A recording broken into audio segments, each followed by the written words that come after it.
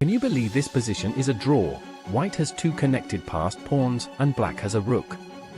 And most people would panic and play rook g7 check, and this is winning for white as they can move out the way and queen, and black will lose. So instead of playing rook g7 check, you play king d4, and what this does is, it attacks the pawn that is undefended, forcing the king to defend and free his most developed pawn.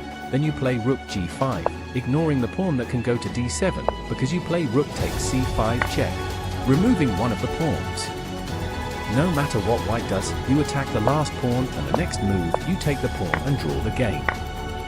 Use this chess tactic to obliterate your opponent. Both sides have castled and their pieces developed, and the h7 pawn is only protected by its king.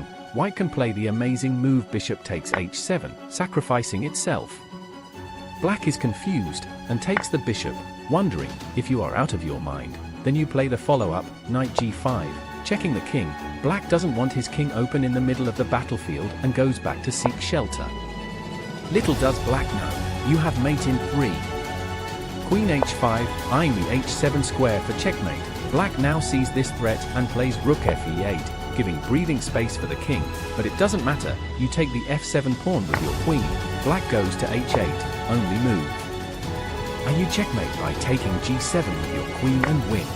Stuck on what to do in the middle game? All you have to do is look for strengths and weaknesses. White just played e4, which attacks the d5 pawn, and black made a bad move by not dealing with the threat and played bishop d6. So, taking the pawn on d5 isn't good, as black will take with the knight and your bishop on h4 is nothing. So instead, get rid of the defender by playing the strong move bishop takes f6.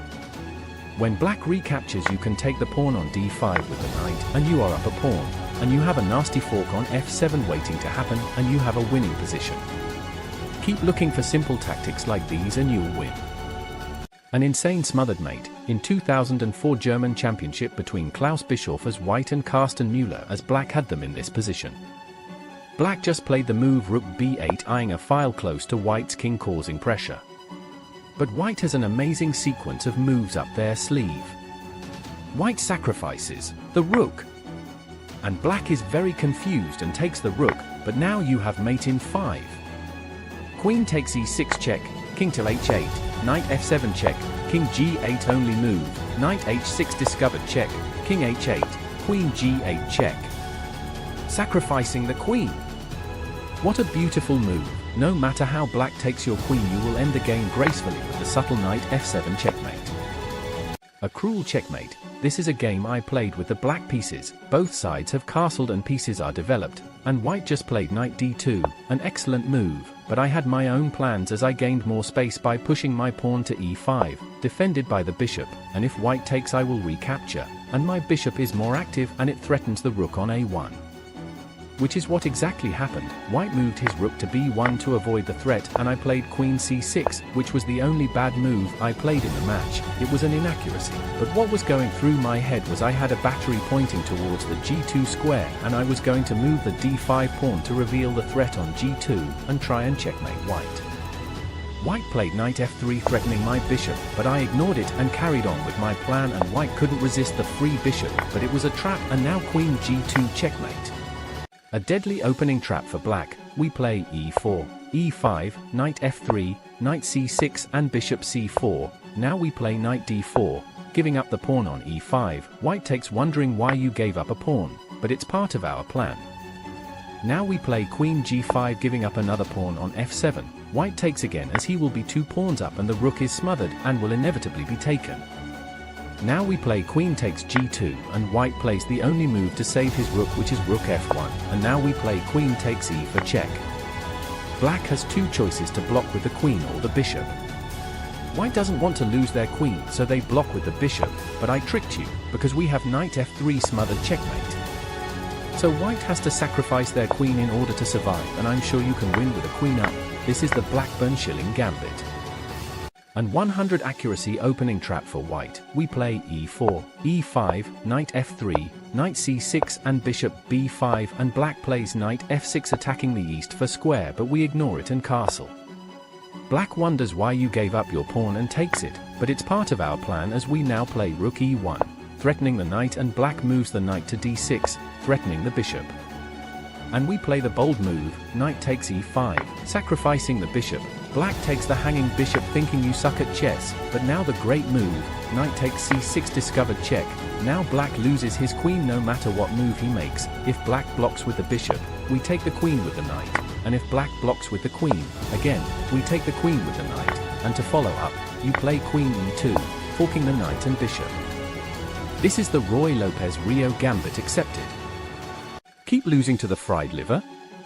Here's how to not. The fried liver is e4, e5, knight f3, knight c6, bishop c4, knight f6 and knight g5. White's pieces are pointing to the f7 square and it's a deadly threat, and lots of people ignore the threat and play h6, getting the knight to move back, but the knight does the opposite and attacks f7, defended by the bishop, forking your queen and rook, and white is purely winning. So to stop white in their tracks you play d5 instead of anything else, and white takes the free pawn with their pawn, threatening your knight, but now you play knight a5, threatening the hanging bishop. White moves the bishop to b5 checking you, and now you play c6, you trade pawns, and the bishop goes to d3. You're a pawn down, but you have much more domination than white, and you are more developed. Which is better, bishop or knight? Well, it depends on the situation. In endgames, knights are mostly better, and here's why. Here we have an endgame and white has a knight and black has a bishop.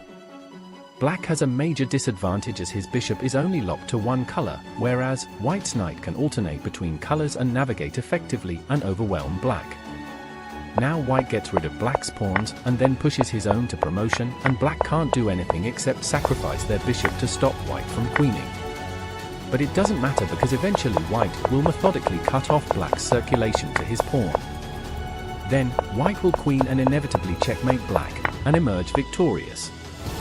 Which is better, bishop or knight? In most cases knights are better, especially in closed endgames, but there are special exceptions, like in this endgame. Here we have white with a knight and black with a bishop, both are even in material, but positionally it's not equal.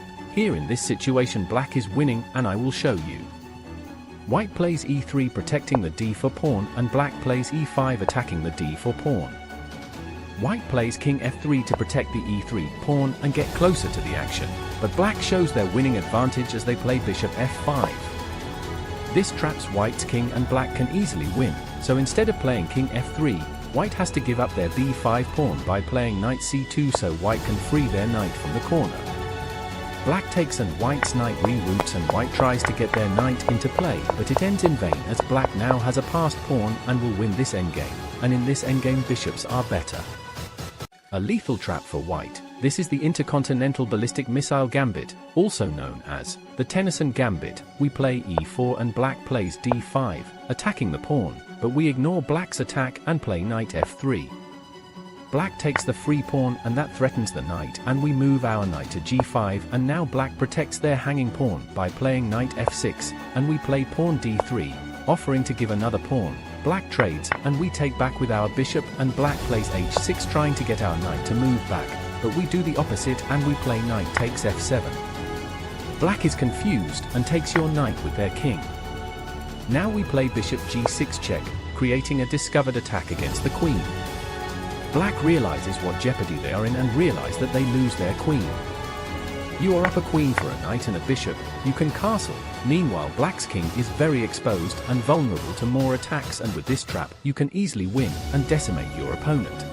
How to destroy black in 8 moves with the Skara Gambit. We play the Queen's Gambit declined, which is d4, d5, c4, and e6. Now we play knight c3 developing our knight, and now black plays c5, the Tarish defense. Now we take their d5 pawn and black responds with taking d4, threatening our knight, but we don't move the knight away but in fact play pawn takes e6, sacrificing the knight. Black is confused and takes the knight, but now we play pawn takes f7 check, and black won't take the pawn with their king as it will leave their queen undefended, so they move their king to e7 thinking they are still winning. But we play the absurd move pawn takes knight and promote to a knight. This checks the king. Black takes the knight with their rook, but then they regret what just happened, because we play bishop g5 check, skewering the king and queen, and black moves their king to e8 knowing that they have lost their queen, and now we play queen takes d8 check and you crush your opponent. Evaluating middle game positions. Sometimes we get stuck in middle game positions and we don't know what to do, and we want to fluster our opponent and try and get a winning advantage. This was a game I played with black, and both sides have castled and their pieces developed. We want to look at what weaknesses there are in the position, so I just played bishop a5, as white just threatened my bishop with a3.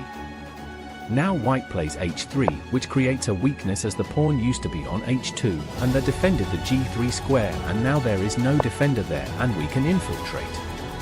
So I played knight e4, attempting to fork the rook and queen and infiltrate. White played knight e5, ignoring my fork. They were probably wanting to take my bishop and damage my pawn structure, or hope for me to trade and open the f-file for their rook. But I played knight g3, forking the rook and queen, and they resigned. You too can use tactics and overrule your opponent. A crushing trap for black. This is the Trampowski classical defense with a deadly twist. White plays d4 and we play knight f6, and white plays bishop g5, the Trampowski attack. Now we play e6, the classical defense, and this opens a site for our bishop, and white plays knight c3, developing their piece, and we play c5, offering a trade of our pawns. White takes the pawn and we take back with our bishop, and now white plays the move knight e4, attacking our bishop and sacrificing their knight. And what they want is for black to take white's knight, and the bishop will take the queen, and if black does that, white thinks that black is losing. And we let this exactly happen. We take white's knight and white takes our queen, but little does white know we have checkmate with bishop takes f2, and you shatter your opponent. The most brutal checkmate. This was the Pizka Christmas tournament in 1928, with Gunnar Gundersen as white and A.H. Fall as black. Now, black just played knight e7, so they can castle next move, and white plays bishop g3 with a devastating plan up their sleeve. Black castles and white now plays the brilliant move, bishop takes h7 check, a Greek gift. Black takes and white plays knight g5 check, black's king goes to g6 and white plays h for protecting the knight. Black blunders the knight by playing knight takes d4, but white ignores the knight and has plans of their own by playing queen g4. Black plays f5 in hopes to kick out the queen, but white plays h5 check and black's king goes to h6. White plays knight takes e6 discovered check, and black plays g5 blocking the check, and white plays the killer move pawn takes g6 en passant checkmate. A destructive trap for white. We play e4, e5, knight f3 and d6, the Philidor's defense, and now we play bishop c4, developing the bishop with the aggressive stance pointing to the f7 square, and black plays h6, trying to stop white from playing knight g5 with a double attack on f7 with the knight and the bishop. Now we play knight c3, developing our piece and conquering the d5 square, and black plays the mistake, bishop g4, and it's bad because we play the brilliant move knight takes e5, sacrificing the knight and the queen, and most beginners will take the queen as they think you suck at chess, but little do they know what's coming at them as we play bishop takes f7 check, defended by the knight. Black plays king e7, only move, and we play knight d5 checkmate, and you obliterate your opponent. But if we go back to where we sacrificed the knight, and black takes the knight, we take the bishop with the queen, and as a result of that, you are a pawn up, you can castle and black can't. How to punish the wayward queen attack with 100% accuracy. We play e4, e5 and white plays queen h5, posing a threat to the f7 square. So, what we should play is knight c6 defending the e5 pawn, white plays bishop c4, going for checkmate on the next move, but now we play g6 and white can't take our e5 pawn as it is defended by the knight. White plays queen to f3 still trying to go for the checkmate, but we play knight f6 blocking the queen's site. White plays g4 trying to move your knight so that they can checkmate you, but we play knight d for threatening the queen, and a fork on the next move. White plays queen d3 stopping both of those threats, and now we play d5, blocking the bishop's site to the f7 square. White takes, and now we play knight takes g4, and white tries to boot out our knight, but now you have a brutal mate in 4, queen h4, king d1, knight f2, king e1, knight takes d3 double check, king f1, and we play queen f2 checkmate. e4, c5, knight f3, e6, d4, c takes d4 and knight takes back, knight c6, knight c3, queen c7 bishop e3, a6, queen f3 knight e5, queen g3 and h5, the last book move. Now, only 8 moves into the game, things get very interesting. Stockfish played h4, stopping the h5 pawn from advancing to h4 whilst threatening the queen, but it is seen as a missed opportunity to punish Leela. Instead of h4, white should have played knight f5, sacrificing the knight. No human would ever play this absurd move, but engine chess is a different league and I'll explain why. When black takes the knight with the pawn used to defend the d5 square, but after taking the knight it no longer does that and white can infiltrate by playing knight d5, attacking the queen. Leela moves their queen to b8, playing defensive while Stockfish gives the blows. Stockfish plays bishop b6, putting pressure right around the queen and trying to asphyxiate Leela's queen. Black plays h4, trying to get the queen to move away from putting pressure on their knight on e5. Stockfish played queen to c3, and in fact this move is the best move. This move puts more pressure on the c7 square, trying to hem in Leela's queen. Black responds with knight to c6, blocking the queen's sight to the c7 square. Surprisingly, aside from all of this havoc, Stockfish castled, and indeed it is the best move. Leela responded with bishop to d6, defending the c7 square from the massive pressure from white. Stockfish took the hanging pawn and Leela played the smart move, bishop e5, trying to remove Stockfish's queen from eyeing the c7 square.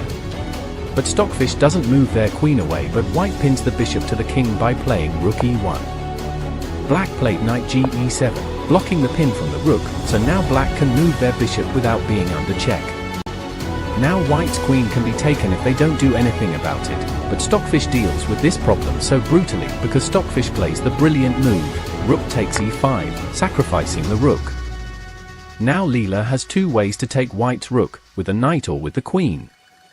If Leela takes the rook with the knight, it is a blunder, because the knight used to be on c6, stopping white's queen from eyeing the c7 square. Now the knight has moved, Stockfish wreaks havoc and obliterates Leela. Stockfish starts by playing bishop to c7, attacking both Leela's queen and knight. If black moves their queen out of the bishop's attack, it is practically game over for black. White takes the hanging knight with their queen, and with an unforgiving attack on black's king. Leela plays queen c5, desperately getting their queen back into action, but it's too late as white has already won. Stockfish plays f7, and Leela can't take because Stockfish plays knight takes f6 check, with a discovered attack on the queen, and it's mate in 11, and engines can easily follow through in these positions. So instead of taking the f7 pawn, Leela castles, hoping for safety, but regardless, white takes black's hanging knight with check and another discovered attack happens on the hanging queen, and as a result of that, black has to take the knight for its queen, and the game is lost for black.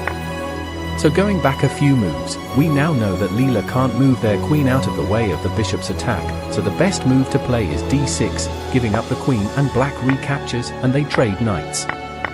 Stockfish plays f4, getting the knight to move out of the way so the queen can take g7. Stockfish is completely winning with 3 points up on material, and 5.8 points up on the evaluation bar. I told you we were going in depth. Also remember that these are variations I am showing you. These variations are the thought process behind the engine's moves in the whole game I am showing you in this video. So going back a few moves, we now know that taking the rook with the knight is a blunder, but instead, taking the rook with the queen is the best move. White takes the queen, and Leela recaptures with the knight. But now white forks the rook and king, Leela moves their king and white regains the rook back, and Leela evens the material by taking the hanging pawn on f5 with their knight on e7, but white is 1.1 up on the evaluation bar. So going all the way back to the beginning, this is why Stockfish should have sacrificed their knight. I told you that these engines are on another league than humans. So, back to the real game after Stockfish played h4 and Leela played b5, controlling the a and c4 squares, and also giving room for the bishop on c8 to develop. Stockfish castles queenside and black plays d6, an inaccuracy because the best move was b4, getting the knight to move from its post as it controlled the b and d5 squares and getting it to move to a4. After d6, Stockfish played a3 and Leela responded with knight to f6. Now, Stockfish played bishop g5, threatening the knight, and the idea is when the knight is taken, it damages black's pawn structure and black's kingside is exposed. But black plays the move rook b8, developing the rook and defending the pawn on b5. But Stockfish starts the attack and plays f4. Now both Leela's knights are getting attacked and the position starts to get tricky.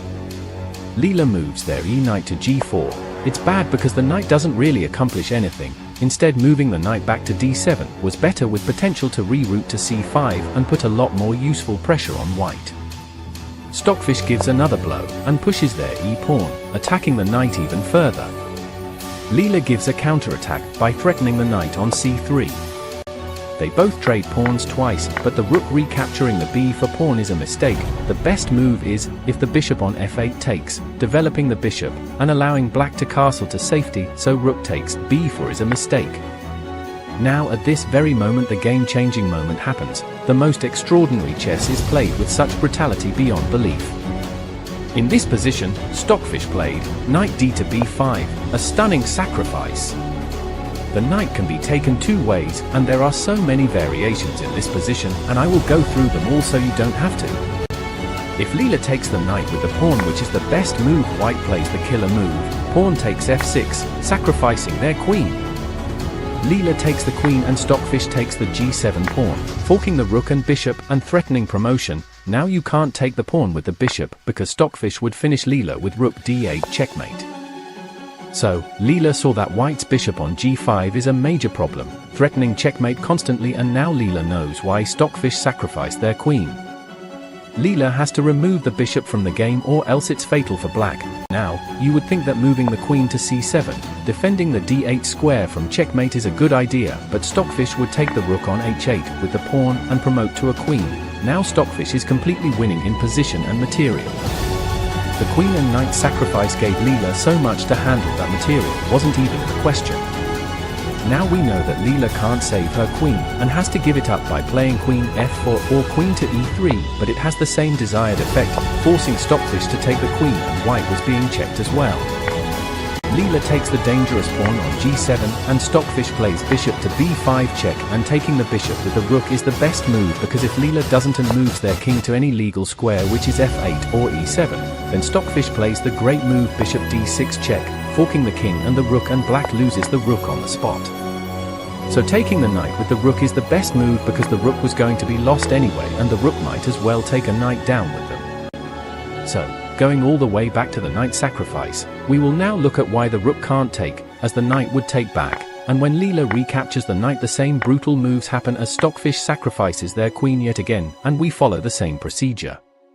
When Leela takes the queen, Stockfish takes the pawn on b5 with check, and the only move for Leela is to block the check with the bishop. Stockfish takes the bishop with their bishop, and Leela's only move is king to d8.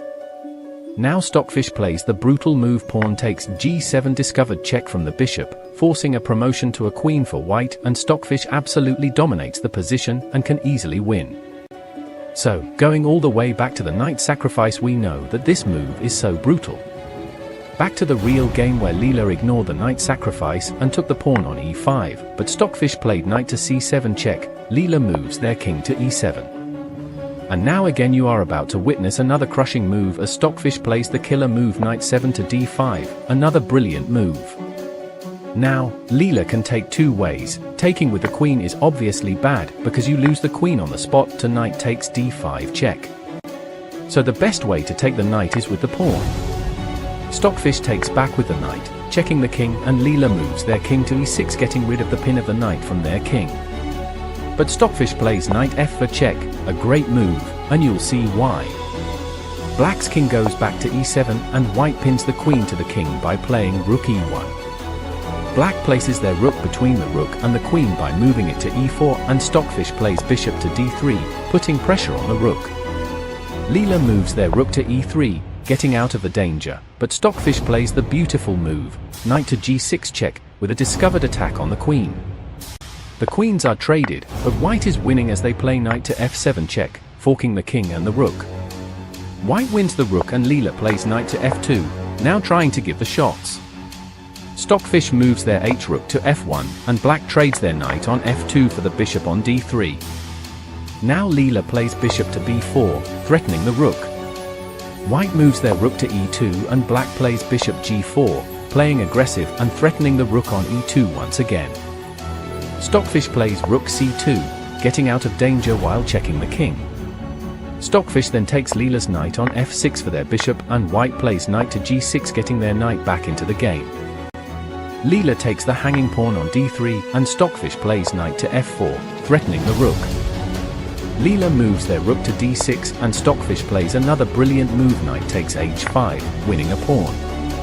Leela takes the knight with their bishop, and Stockfish plays rook f5 check, forking the king and bishop, and will win back the 3-point minor piece.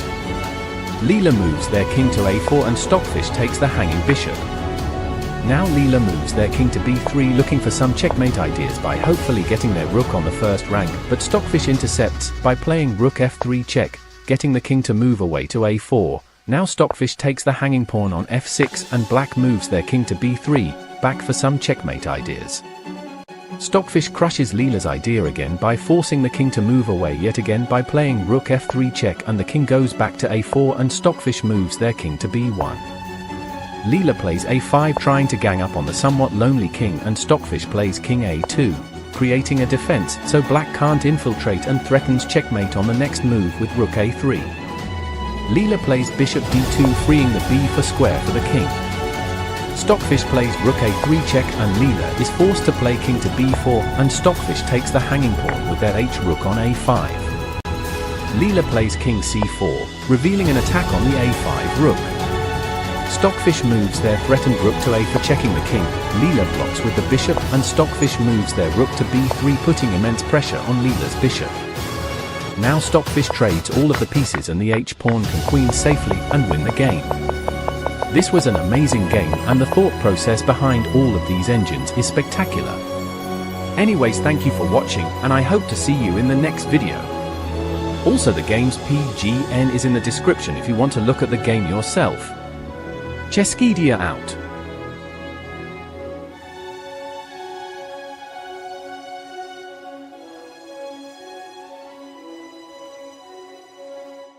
Alexander played e4 and Louis played c5, the Sicilian defense, which is the most common response to e4. Alexander plays knight f3, which controls the e5 square and also prepares for a d4 push, and the knight will recapture the pawn if black's pawn on c5 takes. Louis plays knight c6, attacking the d4 square further, and counters white's control on e5. Alexander plays d4, the common pawn push, and they trade pawns. Now, black plays e5, trying to get rid of white's knight while giving room for black's bishop on f8 to develop. Now they trade knights, and white plays bishop c4, developing a minor piece. Now Louis plays knight f6, attacking Alexander's pawn on e4, and in response Alexander plays bishop g5, pinning the attacker, the knight in this case, to the queen, so black can't take the pawn on e4 as it will hang their queen and black will be losing. So, Louis blocks the pin by playing bishop e7, and Alexander defends the vulnerable pawn on e4 by playing queen e2, and black plays d5, attacking both the pawn and the bishop, and also having a strong pawn center, thus resulting in black having the slighter edge in this position. Alexander takes Louis' knight on f6 with their bishop, which is an inaccuracy because taking d5 is better because you get material and you have another discovered attack on black's e5 pawn. So back to the inaccuracy, Louis took Alexander's bishop and white retracted their undefended bishop, and both sides castle, and black plays a5, threatening to trap white's bishop next move by playing a4. Alexander tries to solve this problem by playing pawn takes d5, but it is bad because it allows black to develop their piece while getting white to retreat as black plays bishop a6, skewering the queen and the rook, so white has to block by playing c4. But black takes the pawn back on d5, while putting more pressure on the sacred pawn that blocks a devastating attack on the queen and the rook. But still, recapturing the pawn is still effective. Alexander plays rook to d1, putting more pressure on the d5 square, and in response, Louis plays d4, and the pawn is now adequately defended. Now Alexander tries to play actively, but it isn't the right option here as her plays c4, trying to make the most of his passed pawn and get it off the starting ranks as soon as possible, but it's not good because knight d2 was the best as it connects both rooks together while developing a minor piece as well.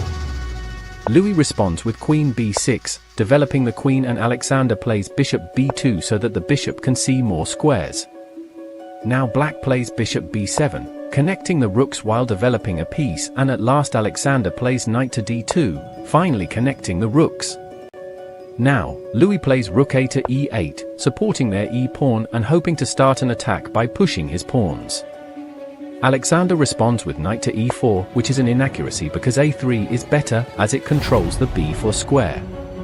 Now Louis plays bishop to d8, and I can see why he did that. It's because he didn't want to block his rook on e8 from giving a circulation to the pawn on the e-file for potential pushing, but bishop e7 is best.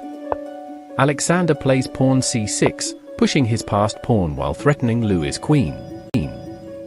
Louis moves his queen to c6 and they start shuffling pieces until black starts his attack by playing f5. Alexander checks black, but it isn't going to stop him as he moves his king to h8. White plays bishop a4, skewering the queen and the rook. Why is this move an inaccuracy, you ask? Well, it's because Louis has a devastating plan up his sleeve. Black moves his queen and lets his rook be taken as Louis takes white's knight on e4. White plays c6, pushing that passed pawn like there's no tomorrow, threatening the bishop. But now you are about to witness such savage play in this position. Louis Charles de Labourdonnais played pawn takes f3, sacrificing the bishop. And you now ask, why can't white take the bishop on b7 with the pawn that is now so close to promotion? Well, it's because Louis now has mate in 6. Queen e for check, king h1, pawn takes g2 check, king takes, rook f2 check, king g1, rook takes b2 discovered check, king h1, queen e for check, king g1, and finally queen g2 checkmate. All of Alexander's pieces just stood there and watched their king get massacred. So this is why you can't take the bishop on b7, and Louis's thought process behind this move is incredible. So back to the real game where Alexander played rook to c2, stopping black's pawn from taking g2 and exposing the king to danger. And Louis played queen e3, a crushing mistake as not this position is now even as white can block the check with rook and stopping the pawn on f3 from moving further. But Alexander didn't play rook f2, but instead he played the blunder, king h1. Now Louis played bishop c8, stopping white from queening, and Alexander presents a trade with bishop d7. Louis ignored the trade and continues his attack by playing f2. Alexander blocks and Louis keeps pushing his pawns by playing d3, and in response, white plays rook to c3, pinning black pawn to the queen, but it is a mistake because black can buy time by trading the bishops and pushing the pawn, e4. Alexander plays queen to c8, trying to queen, but Louis blocks the queen and the pawn with bishop to d8. White plays queen to c4, completely abandoning their attack as it is useless and the position is now worsened. Louis played queen to e1, doing the same as Alexander. Alexander plays rook to c1, but Louis doesn't care about the queen and plays d2, and in response, Alexander plays queen to c5, threatening checkmate by attacking the rook, but it is simply defended with the subtle rook g8. Alexander plays rook d1, stopping both of the pawns' promotion square, and both pawns are under attack. Louis plays e3, defending both of the pawns. Alexander plays the inaccuracy, queen to c3. And now you are about to witness such crushing play by Louis. In this position, Louis Charles de Labourdonnais played the brilliant move. Queen takes d1, sacrificing the queen. And now for the magical finish. Rook takes d1 and e2 from Louis, and Alexander resigned on the spot because it is mate in 5 as follows. h4, pawn takes d1, promote to a queen, king h2, f1, promote to another queen, queen d4, bishop c7 check, queen d6, bishop takes d6 check, king h3, and queen h1 checkmate. d4, knight f6, c4, e6, knight f3, b6, g3, bishop a6 and b3. Now Leela plays d5, controlling the center with two pieces defending it. Stockfish plays bishop g2, fianchettoing the bishop, which eyes the rook on a8 when the pawn and knight are moved.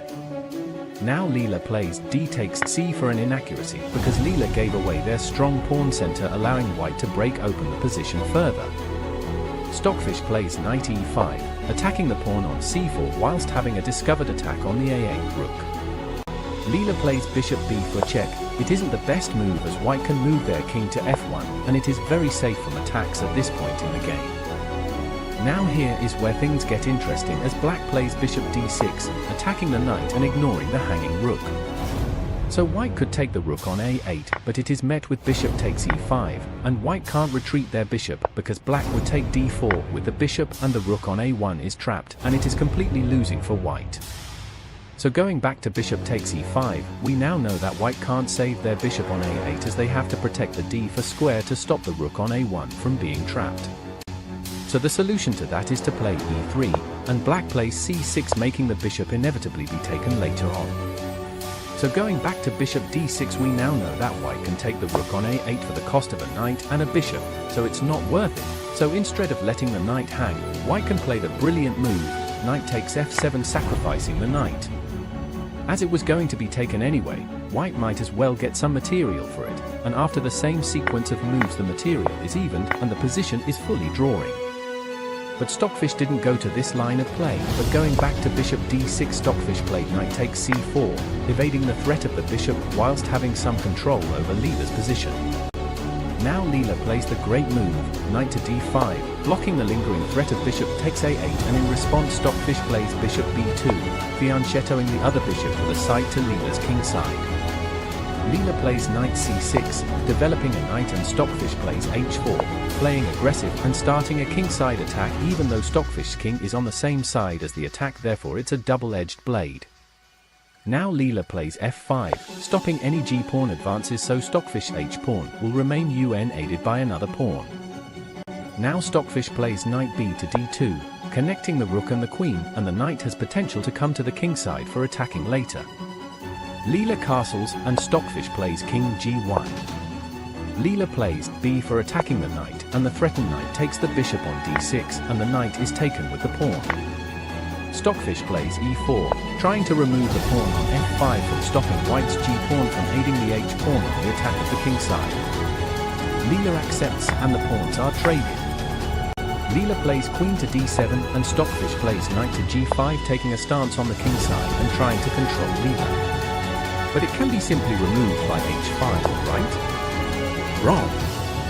Because in this position, Stockfish plays brilliant move number 1. Queen g4, sacrificing the knight.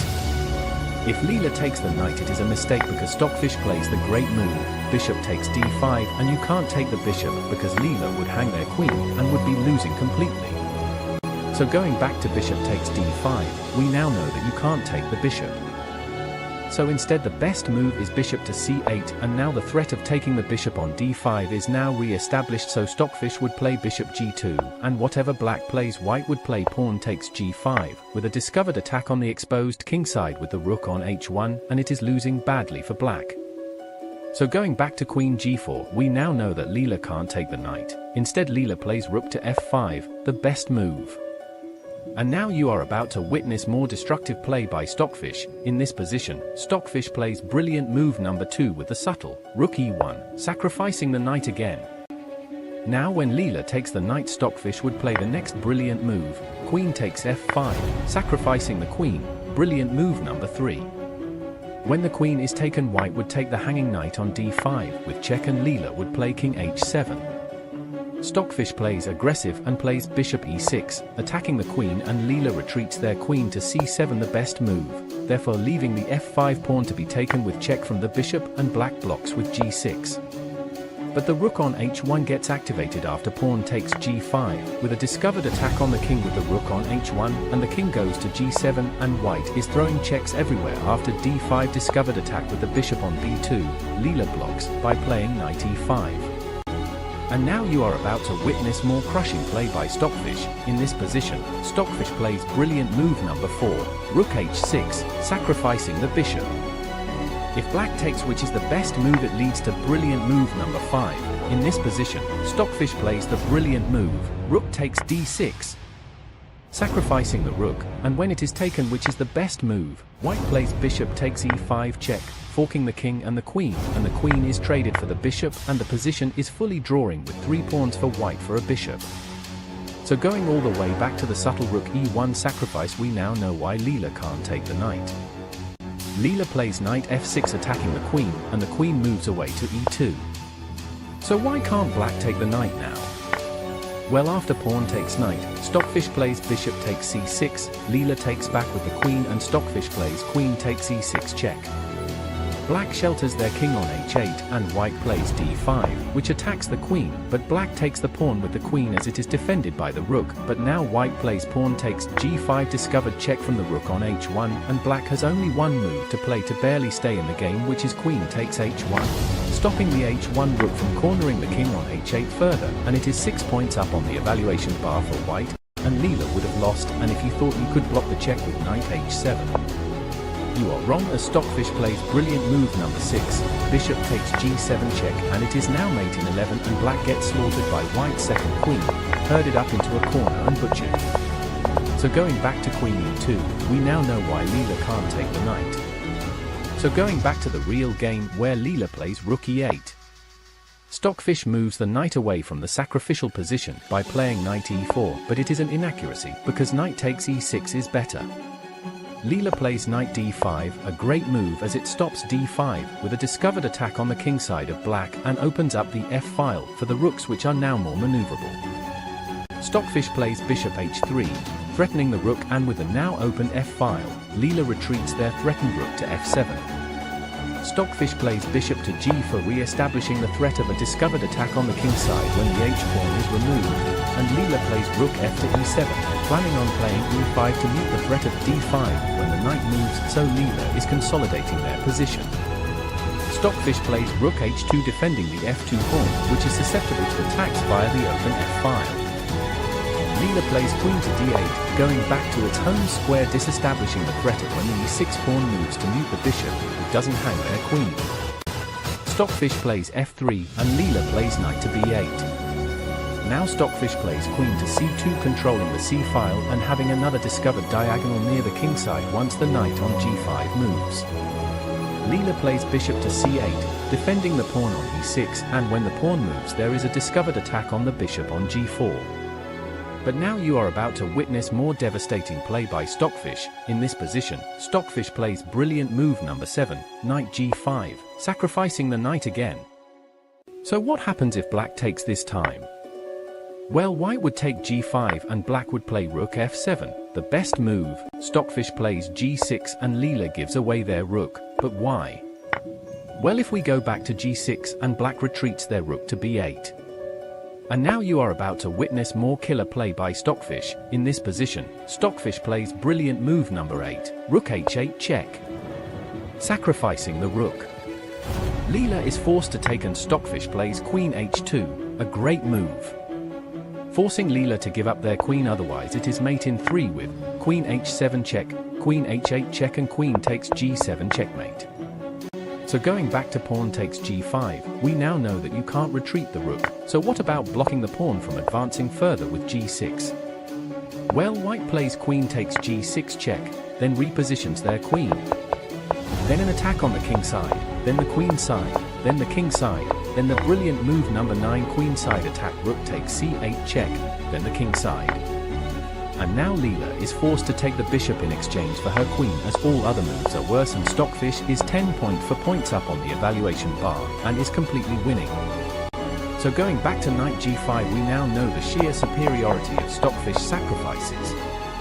So back to the real game, where Leela played knight to f6, a great move as it protects the h6 square from any infiltration and adds a layer of protection to the bishop's diagonal on the king side on b2, but Stockfish doesn't care about boundaries, and in this position, Stockfish plays brilliant move number 10, bishop h5, sacrificing the knight and the bishop at the same time. So if Leela takes the knight, it is a mistake, because when the pawn is recaptured, black's rook is threatened by the bishop on h5, so black moves it to f8, but the knight hangs, and white plays bishop g6, trying to asphyxiate Leela's king, and it is lost for black. So going back to the bishop and knight sacrifice, we now know that Leela can't take the knight. But what about the bishop? Well, it's mate in 2 after queen h7 check and queen h8 checkmate. The thought process behind these engines is spectacular, and their level is unfathomable to humans currently. So going back to the bishop and knight sacrifice, we now know why Leela can't take the bishop or the knight. So back to the real game where Leela played rook f8, moving their threatened rook out of the way from the bishop's sight, and now you are about to witness more slaughterous play by Stockfish. In this position, Stockfish played brilliant move number 11, bishop g6, sacrificing the knight again while also having the bishop remove all of the breathing space for Leela's king. Now if Leela takes the knight, Stockfish takes back with the pawn and Leela plays rook c7, attacking the queen. The queen would simply move out the way and Leela plays rook f to f7, giving the king a way to escape after rook h8 and the knight blocks. Stockfish plays bishop h7, putting immense pressure on the knight, and everything is traded, and white is 6.1 up on the evaluation bar and 3 points up in material. So going back to bishop g6, we now know that Leela can't take the knight, so instead black plays knight to a6. And the brilliancy doesn't end after Stockfish plays brilliant move number 12, 13, 14 and 15. The knight is untouchable. Now after bishop a6 by Leela, Stockfish finally moves the sacrificial knight to h7, blockading the king in and threatening the rook on f8. Leela moves the rook and Stockfish keeps the fire brewing with g5, knocking on the doors of Leela's fort, but Leela doesn't answer the knock and plays knight to h5, stopping the h for pawn from advancing any further into Leela's territory. Stockfish uses a battering ram and starts open fire on Leela's fortress, and fighting fire with fire isn't the best option here as Leela plays g takes h6, opening the diagonal on the king with the bishop on b2. Stockfish takes advantage of Leela's mistake and plays d5, discovered check, and Leela blocks with e5, and Stockfish takes the hanging pawn on h6. Now Leela plays rook takes h7, attacking the queen. Now you would think taking the rook on h7 with the bishop is a good move, but it isn't, as it loses white's winning advantage. So in this position Stockfish plays brilliant move number 17, rook takes e5, sacrificing the rook and the queen. If black takes the rook, it is a blunder because it is mate in 1 with queen takes h7 checkmate. So what about taking the queen? Well, that is in fact the best move, and Leela did play that after checking the king with rook g7 check, blocking the diagonal from the bishop when the rook on e5 is moved. Stockfish blocks the check with rook g2, and Leela takes the hanging queen, and now you are about to witness more killer play by Stockfish. In this position, Stockfish played brilliant move number 18, rook takes h5, sacrificing the rook again. If Leela takes the rook, it is a blunder because the rook is regained after bishop g7 check, which is defended by the rook on g2, and black's king is forced to g8, where it is put under fire with bishop f6, discovered check, which threatens the queen, and the queen's is lost for black, and white is 3 pawns up and completely winning. So going back to the real game where at the rook sacrifice, Leela played knight e8, defending the sacred rook that blocks the check from the bishop on b2, which hasn't moved in 33 moves, but still is a major factor in this game. Nonetheless, Stockfish takes the rook on g7, which is swiftly recaptured by the knight, and the hanging rook is taken by white, and the material is 3 pawns for a knight and 2 rooks for a queen, and it is in Stockfish's favor.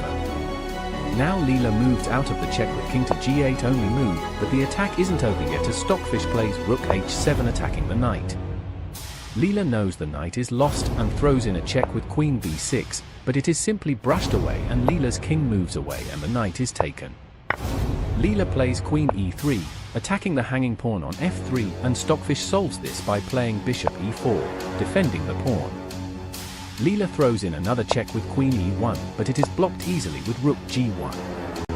Leela's queen goes back to e3, and Stockfish's rook goes to h5. Leela moves their king to e7, and Stockfish replies with a flurry of checks: rook g7 check, rook g6 check, rook h7 check, rook f6 check, and now you are about to witness Stockfish make a mockery of Leela. In this position, Stockfish plays brilliant move 19, rook e5. But hold on. Where's the sacrifice? Well, after Leela forces white's king to h3 after queen e1 check and queen f2 check, Leela pins the rook to the king, and Stockfish placed the rook there to be sacrificed, and that's why it's brilliant. Stockfish plays rook c7, threatening the bishop. Leela throws in another check, stalling from the inevitability of Stockfish winning, and the king goes to g4. The rook is taken and the bishop is taken with the pawn. Leela, running out of options, starts by playing another check, and another one, and another one, but this time it is a mistake as it is mate in 12 after f4, bishop h7 check, e7, bishop g6, rook f8 check, e8 promote to a queen, bishop f5, king h5, queen takes e2, king g6, queen e6 and queen f7 checkmate. This game was amazing, with 19 brilliant moves including variations is astonishing. It was 100% well worth to document. Anyways, the game's PGN is in the description. Thank you for watching. Chesscadia out. The opening was the King's Gambit, and that is e4, e5, and f4. Lionel accepted the gambit and took f4, and in response Adolf developed their bishop by playing bishop c4. Lionel played queen h4, getting the king to move and lose its castling rights, but on the other hand, developing your most valuable piece too early leads to consequences, and you'll see why. So, Adolf moved their king to f1 and black played the unsound move, pawn b5. Sacrificing a pawn, Adolf takes and Lionel responds with knight to f6, attacking the pawn on e4. White plays a counter-attack by moving their knight to f3, threatening the queen. Lionel moves their queen to h6 and white plays d3, creating a discovered attack on the f4 pawn. Lionel plays knight to h5. A very odd move, and Adolf plays knight h4, probably creating a discovered attack on the h5 knight and giving room for the queen to develop. Lionel plays queen to g5, threatening the undefended knight, and Adolf defends it by moving it into Lionel's side of the board. Lionel responds with c6, threatening the bishop, but Adolf plays another counter-attack by moving their pawn to g4, attacking Lionel's knight on h5. Lionel moves their knight to safety, and now you are about to witness such crushing play. In this position, Adolf Andersen played the subtle rook g1, sacrificing the bishop. Lionel is confused and takes the bishop, but little did Lionel know that Adolf had a devastating plan up his sleeve. Adolf starts his attack with h4, attacking the queen. Lionel moves their queen to g6, the only safe square. Adolf pushes the h5 pawn again, attacking the queen, and Lionel moves their queen to g5, the only safe square again, and now Lionel is starting to feel the pressure. Now Adolf plays queen to f3, threatening to take the f4 pawn and trap Lionel's queen entirely. Lionel's options are few and undeveloped, his knight to give the queen some breathing space by playing knight to g8. Adolf takes the pawn on f4 and Lionel moves their queen to f6. Now Adolf plays knight c3, stopping Lionel from taking his pawn on b2 whilst threatening the rook. Lionel responds with bishop to d5 and attacking the rook. It is a mistake because g5 is the best move, as it gets the bishop to move back and get Adolf's attack to be dismembered. But Adolf ignores the attack on the rook and plays knight to d5, attacking the queen whilst threatening a fork with the rook and king, but this is an inaccuracy because now the b2 pawn is undefended and Lionel takes the pawn. Now Adolf plays this ludicrous move, bishop d6. It is a blunder, but it is a psychological brilliancy, and I'll explain why. Adolf wants to get rid of Lionel's bishop, but Lionel can't trade the bishops because it's mate in 4 as follows: knight takes d6 check, king d8, knight takes f7 check, king e8, knight d6 check, king d8 only move, and queen f8 checkmate. So, we now know that Lionel can take the bishop. Now what Lionel actually played is queen takes a1 check. Now Adolf hung his other rook by playing king e2. There are two ways to take white's rook, with the bishop or the queen. If you take the rook with the queen, it is mate in 2, knight takes g7 check, king d8 only move, and bishop c7 checkmate. So Lionel played bishop takes g1, removing their undefended bishop whilst taking white's rook. Seems like a win, right? Well, Adolf calculated this, and this is why this blunder is a psychological brilliant blunder. Adolf now played e5, and a surprised Lionel wondered why Adolf didn't fork the rook and king and defended it by playing knight a6, but it's a blunder because of this crushing sequence. Now Adolf has a mate in 3. Knight takes g7 check, king d8 only move, and now you are about to witness such devastating play by Adolf. In this position, Adolf Andersen played the crazy move, queen f6 check, sacrificing a whole queen. Lionel takes the queen, and now Adolf finishes Lionel down 21 points of material by playing bishop e7 checkmate. What an amazing game played by these two gentlemen, one of the most revolutionary games at the time. The opening was the Evans Gambit, and that looks like e4, e5, knight f3, knight c6, bishop c4, bishop c5 and b4, sacrificing a pawn to get more pieces developed and a strong center. Jean accepts the gambit and white plays c3, booting the bishop out. Jean moves their bishop to a5 and white confirms their dominance of the center by playing d4. Black takes d4, trying to shatter white's center, but Adolf castles. Jean plays d3, trying to take as much space from Adolf so he will have trouble developing his pieces. But Adolf doesn't mind and plays queen b3, creating a hefty battery pointing to the f7 square near the king. Jean defends the f7 square by playing queen to f6, the best move. Adolf now tries to boot out Jean's queen from defending the f7 square and take space from Jean just like he did earlier, but Black doesn't have any problems with the threat on the queen and moves it to g6. Adolf now plays rook e1, with a discovered attack waiting to be made on the king while defending his e5 pawn. Jean plays knight g to e7, blocking the potential pin to the king and can now castle. White now plays bishop to a3 with Adolf controlling another diagonal near the king.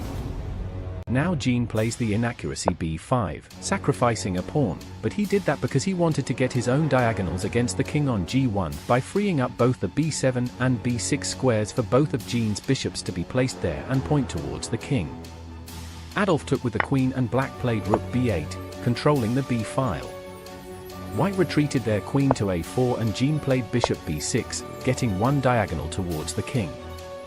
Adolf plays knight b to d2, stopping the pawn on d3 from advancing further, while developing a minor piece that defends the knight on f3, and the rooks are connected. Jean fixated on his plan, and got his second bishop to point towards the king by playing bishop b7. Now Adolf plays a very smart move knight e4, blocking the queen's circulation to the pawn on d3 acting like a shield so white can take the pawn on d3 without hanging a bishop. But Jean plays the bad move, queen to f5, wasting a move because white will take d3 and that proposes a discovered attack on the queen, so Jean wasted a move as he will have to move his queen twice in a row. Adolf takes the hanging pawn on d3 and Jean flees their queen to h5. Now Adolf plays the dubious move knight f6 check, practically forcing Black to take the knight, but will receive it back by taking pawn on f6 pinning the knight to the king, and will regain the knight, but white has now lost their winning advantage. Jean plays rook g8, creating another attack on the king and controlling the g-file, and in response Adolf plays rook a to d1, having the discovered control of the d-file after white moves the bishop on d3, which is defended by the rook. Now Jean thought he could take a free knight because the only defender on the knight was the pawn on g2, which is currently pinned to Adolf's king and can't take the queen, but Adolf calculated this move by Jean and played rook takes e7 check, sacrificing the rook. Now Jean took the rook and now you are about to witness such crushing play by Adolf. In this position, Adolf Andersen played queen takes d7 check, sacrificing a whole queen. Black is forced to take, otherwise it is mate in 1 with queen takes e7 checkmate, so Jean took the queen. Adolf played bishop f5 double check by the bishop itself and the rook on d1. Jean played king e8 and Adolf played bishop to d7 check. Jean moved their king to f8 and Adolf finished Jean Dufresne with bishop takes e7 checkmate while down 12 points of material.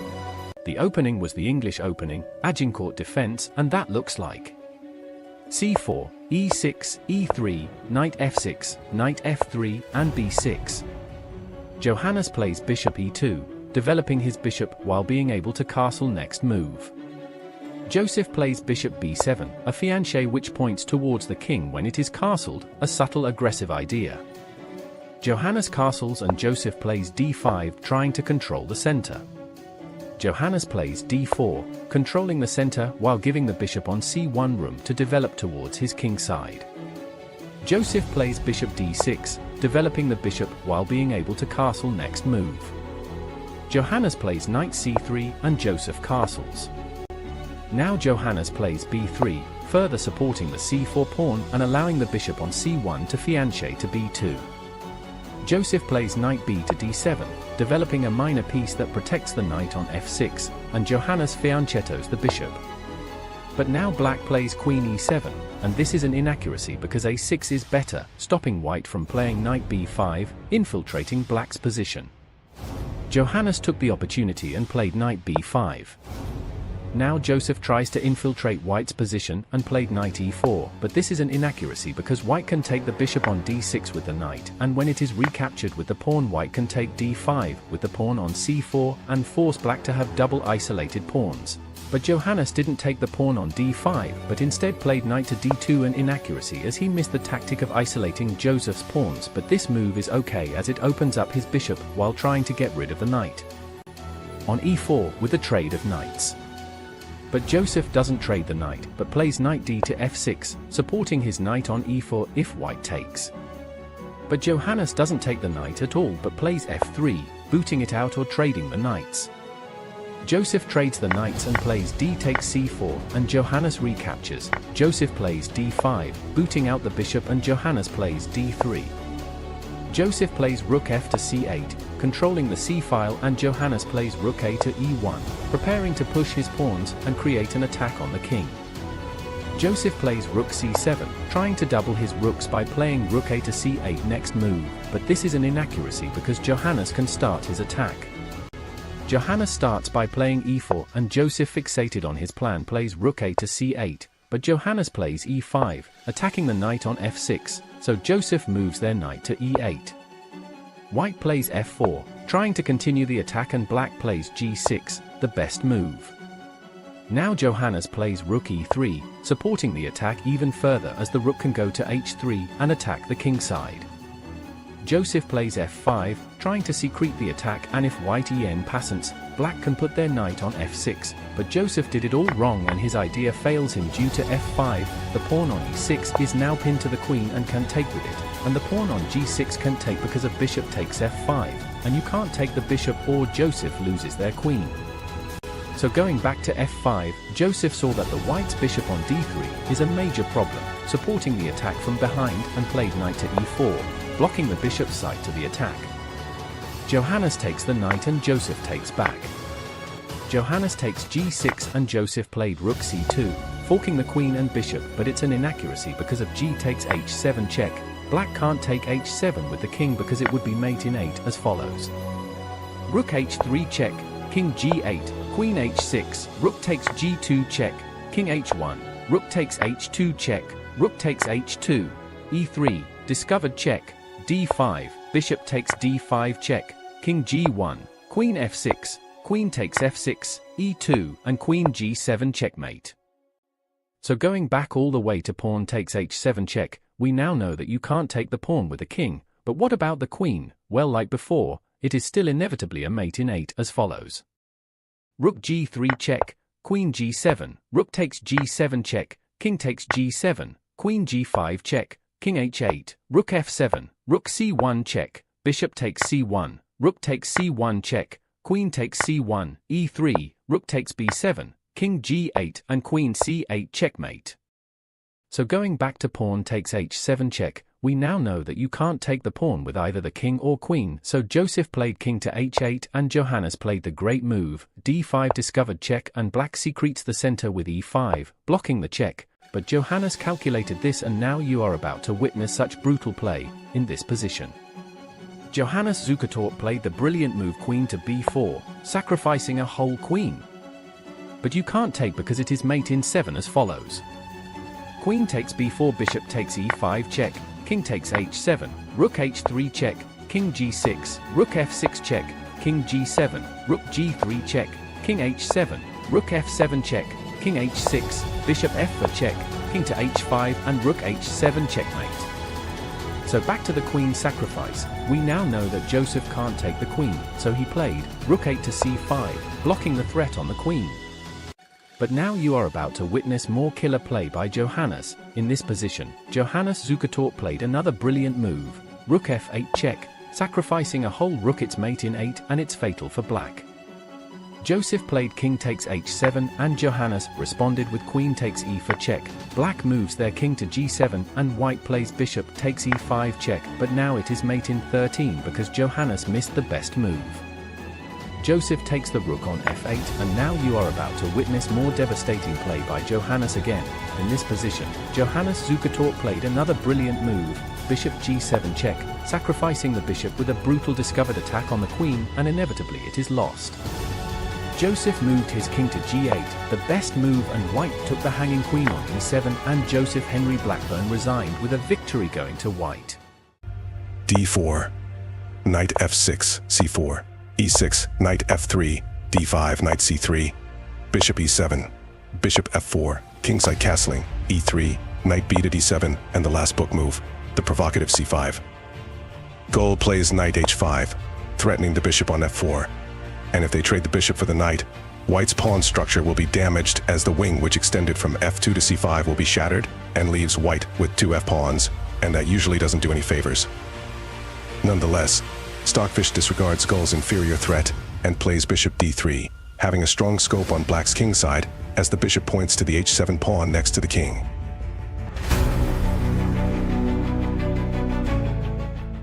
Gold plays b6, attacking the c5 pawn, which is hoarding space from black, trying to neutralize the opposition, but Stockfish readily defends by playing b4, adding a second line of defense to the c5 pawn.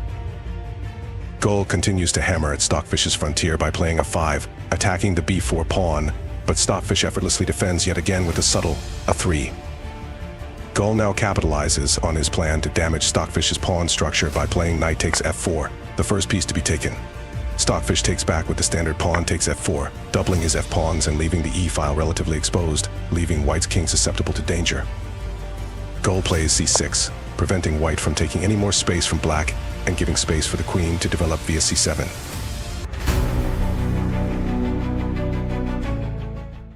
White solves his potential dangers to the king by castling, and Gold plays g6. Stockfish plays queen e2, having control of the e-file at this point, and Gold plays bishop f6, placing the bishop at a more active square. Stockfish plays knight to a4, going to the left wing of the board, looking to infiltrate black's position. Gold responds with queen to c7, attacking the hanging f4 pawn, and Stockfish swiftly plays g3, defending the pawn. Gold plays b5, revoking the attack on the c5 pawn and transferring it to the knight on a4, which needs to find a way to escape. Stockfish plays knight back to c3, and the whole purpose of playing knight to a4 was to bait Gold into secreting the left wing of the board with interlocking pawns, which results in the left side of black's pieces to be slightly immobilized and have little space to tread in, therefore limiting speed and efficiency of dealing with the position, thus resulting white having the slighter edge in this position.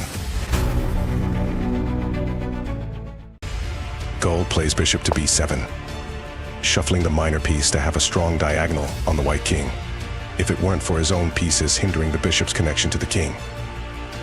Stockfish plays h4, starting an attack on the king's side, capitalizing that black can't defend as well, and strikes while the iron is hot. Gold continues with his minute shuffling by playing rook to a7, trying to double the rooks in hopes of creating a battering ram to open the left wing up for flexibility. Stockfish, with no sign of cowardice, plays pawn h5, continuing the pawn venture to the other side, knocking on the door of black's fortress. Gold slides his f-rook to a8, creating the riposte that will soon joust its way into Stockfish's position.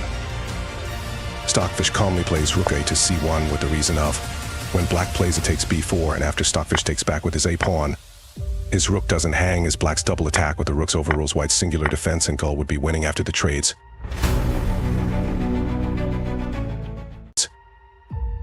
As predicted, Gold takes the b-pawn and Stockfish recaptures without any consequences other than the fact that Gold has a strong rook gun hollering down the a-file as black starts his attack with rook a3. Stockfish doesn't care about the invasion and nonchalantly plays king g2, relinquishing any ideas of pins to the king. Gold takes the h-pawn, but in return gets greeted with a hasty rook h1 with malicious intent of a kingside attack. Gold retreats his bishop to g7, giving space for the knight on d7 to stand there, and Stockfish seizes the hanging pawn at last by playing rook takes h5. Gold plays knight to f6, threatening the rook, and Stockfish simply retreats the rook to h4. Gold plays h6, giving less space for the rooks to control on the h-file.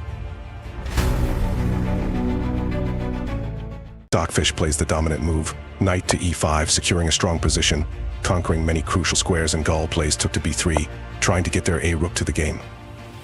Stockfish increases the ante by playing g4, stirring up the attack on the king again, and Gold retreats their knight to d7 again, which doesn't do black any favors.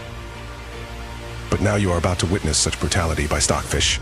In this position, Stockfish 16 plays the brilliant move, rook c to h1, sacrificing the knight on c3. Gold readily takes the sacrifice, but it has its consequences, but it is the best move in the position. Stockfish emanates the attack with g5, putting more pressure on the h6 square. Gull plays knight takes knight on e5, trying to separate the d or f pawn. Both are crucial, but it's futile as Stockfish is winning.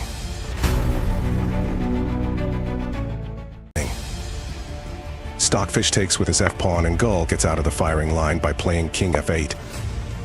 Stockfish's pawn ravages Gull's kingside by taking h6, threatening the bishop, which has only one safe square to go, and that is bishop to h8.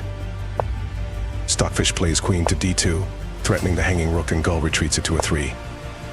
Stockfish plays rook 1 to h3, trying to move the rook to the g file and control more files next to the king.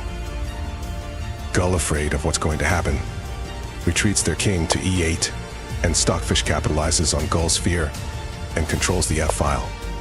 Gull plays queen e7, attacking the hanging rook on h4, which is defended by Stockfish's queen, to f4. Gull plays rook to c8, making tomb for the rook on a 3 to retreat, as black's attack has gone stale. Stockfish plays h7, vamping up the pressure with a pawn one step away from promotion, and a scared Gull retreats his rook by playing rook to a8, supporting the back rank where the new monarch will lie. Stockfish supports their potential promotion as queen h6 commences on the board, defending it and controlling more of black's weaknesses. Gull, with no hope, retreats their king further to d7, and Stockfish creates more pressure with rook h to f4, threatening to take the f7 pawn, which pins the queen to the king, and it'll be a loss for black. Gull defends with rook f8, but now you are about to witness such savagery from Stockfish. In this position, Stockfish 16 plays the brilliant move, bishop g6, sacrificing the bishop. If Gull takes its fatal after a slugfest of trades on f8, and results in a mate in 6 for white. White's bishop is trapped if it were only for one move, bishop g7, but it's futile, because after rook f7 check, the bishop and king are skewered and it gets taken regardless, and with a new monarch on the next move, Gull has nothing else to do but delay the game for 4 more moves until the inevitability of checkmate falls on the black king after queen takes b7 checkmate. So going back to the bishop sacrifice, we now know why Gull can't take the bishop. In the real game, Gull played f5, declining the sacrifice and pushing the pawn to a spot where it is now protected by another pawn on e6. But that doesn't matter. At Stockfish plays e takes f6, Arn Puss aren't leaving the queen under attack. Gull retreats their queen to d8, and Stockfish plays rook g4, no 4, having all of the f, g, and h files controlled. Now, there are many moves at Gull's disposal in this position, all but one lead to a quicker misery. If Gull takes the pawn on f6 with the bishop on h8, doomsday impends on Gull, because you are about to witness such massacre by white. In this position, Stockfish 16 plays the brilliant move, bishop e8 check, sacrificing the bishop 3 ways: the king, the queen, and the rook. If Gull takes the bishop with the king, it results in more devastation by Stockfish, because in this position, Stockfish 16 plays the brilliant move, queen f8 check, sacrificing a whole queen. If the king takes the queen, it is a mate in 4 as follows: as Stockfish queens, Gull's king retreats to e7, queen h7 check, bishop g7, blocking the check, thus stalling for time. Rook takes bishop, king e8, and rook g8 checkmate, where Gull's king gets hung, drawn, and quartered. So going back to the queen's sacrifice, Gull could have declined it with king d7, but it still results in a checkmate as follows: as Stockfish plays queen d6 check, and Gull's king goes to c8, sheltering behind the queen. Stockfish follows up with rook to g8, pinning the queen to the king, and Gull plays rook a1, stalling for time with checks. Stockfish advances on the checkmate with rook takes f6, Gull plays rook g1 check, getting 1 move delay for checkmate. King takes bishop a6, rook takes queen, king b7, and rook f7 checkmate. To Stockfish, Gull is merely the starter of the 5-course meal, and easily vanquished.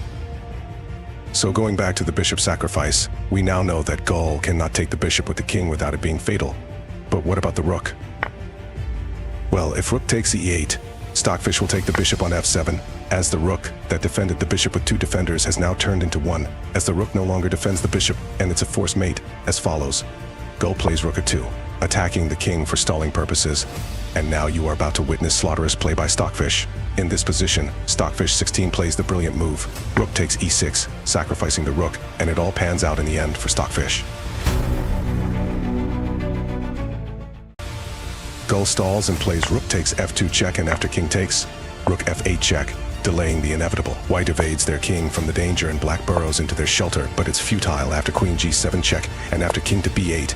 You are about to witness such brutality by Stockfish. In this position, Stockfish 16 plays the brilliant move. Queen takes f8, sacrificing a whole queen. Gull takes the queen and Stockfish plays rook g8, pinning Gull's queen to their king. And with a new queen on the way, it's the end of the king for Gull. And after a bit of shuffling, the game comes to a termination. So going back to the bishop sacrifice, we now know that Gull can't take the bishop with either rook or the king. But what about the queen?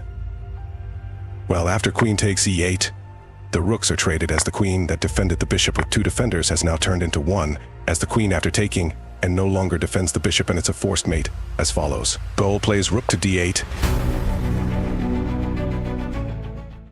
And now you are about to witness such savage play by Stockfish. In this position, Stockfish 16 played the brilliant move. Queen takes d8 check, sacrificing a whole queen. Either way Gull takes it, it still yields the same result after rook g7 check. The king is forced onto the back rank, where it is pinned to by the queen. After took g8, the queen gets taken, and a new queen arises, and it's a slow and brutish finish by Stockfish, who comes out on top with the crown. So going back to the bishop sacrifice, we now know the thought process behind the engine's moves. These engines calculate 2.2 million moves per second on average according to Stockfish, and this is what they can comprehend in a matter of seconds, and this is the sheer superiority of destruction and massacre these engines can cause. In the real game, the bishop sacrifice didn't happen, but was the idea in Stockfish's brain. Gull played rook a1, trying to initiate another stale attack, stalling for time, and giving the king more breathing space in case it gets attacked further. Stockfish plays bishop h5, giving the g4 rook a discovered control of the g file to g8. Gull, with nothing better to play, plays rook at 2. But now you are about to witness sheer destruction by Stockfish. In this position, Stockfish 16 played the brilliant move, rook g7 check, sacrificing the rook to the bishop on h8.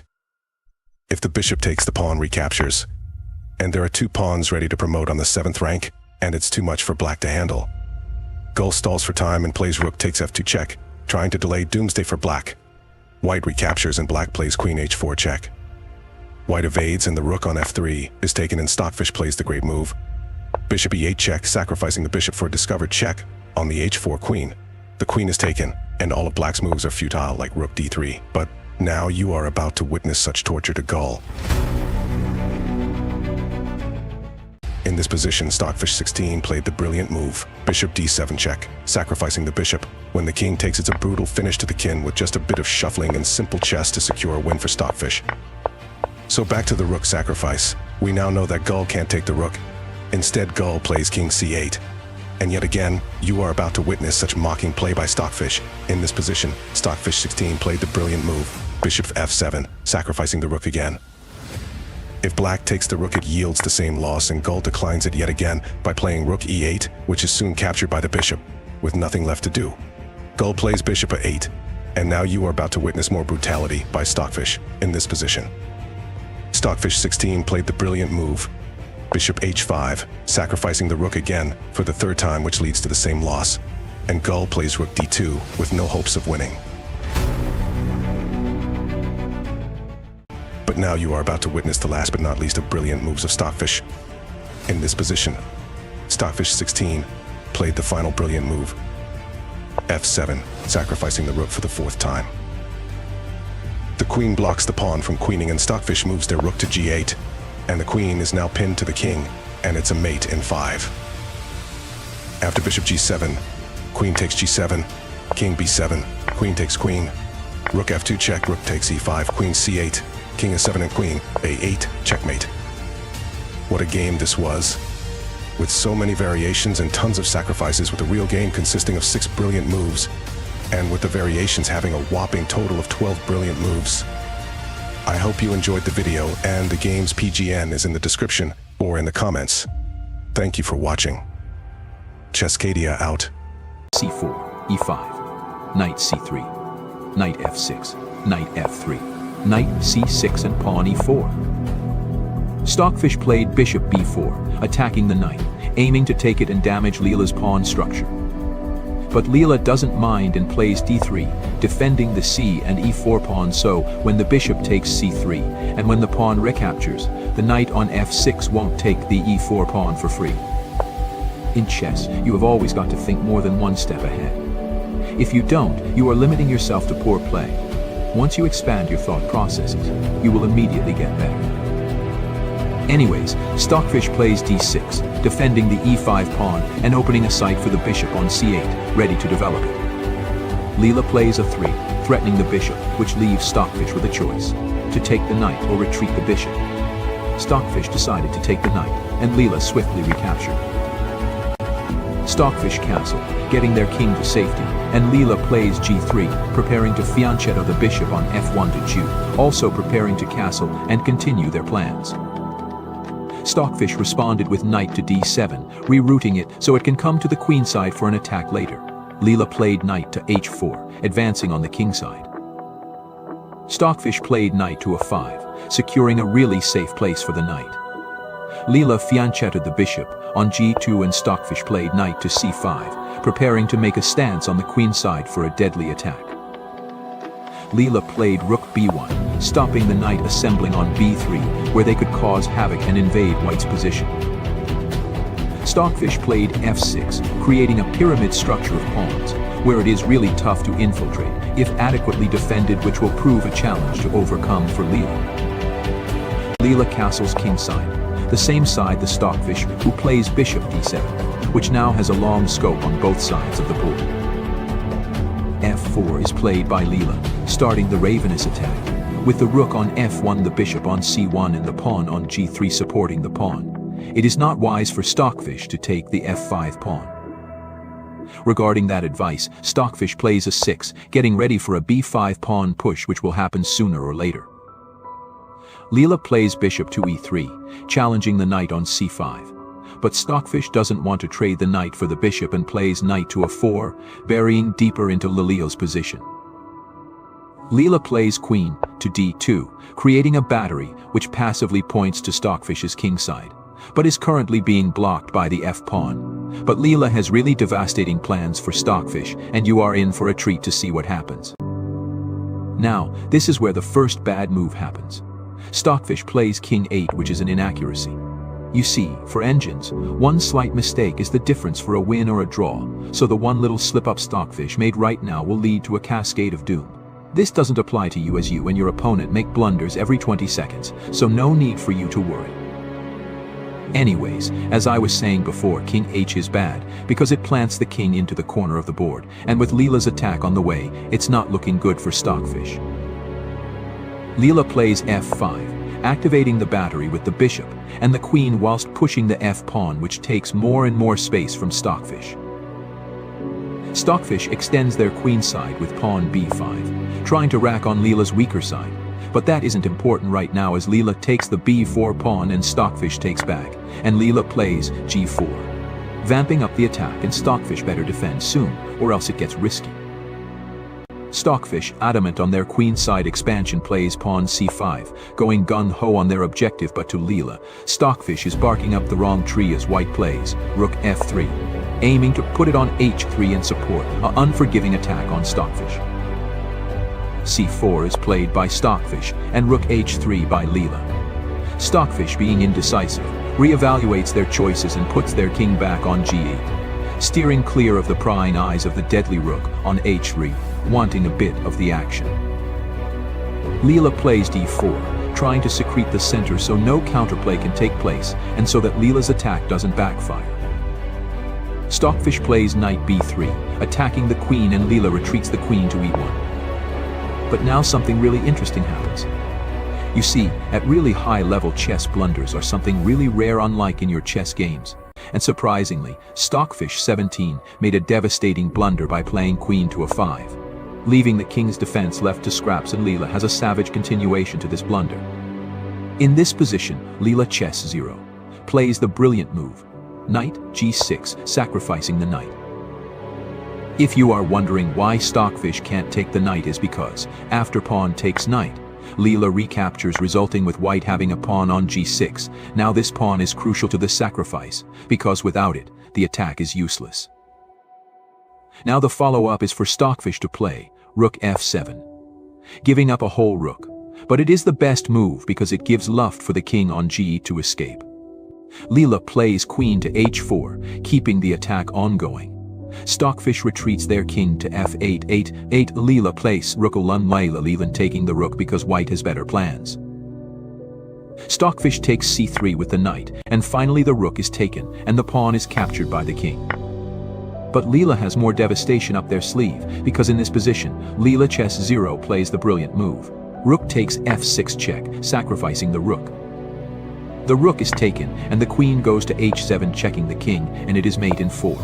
Stockfish's king is herded into the middle of the board, and is checkmated by a pawn which is absolutely humiliating for the top chess engine in the world.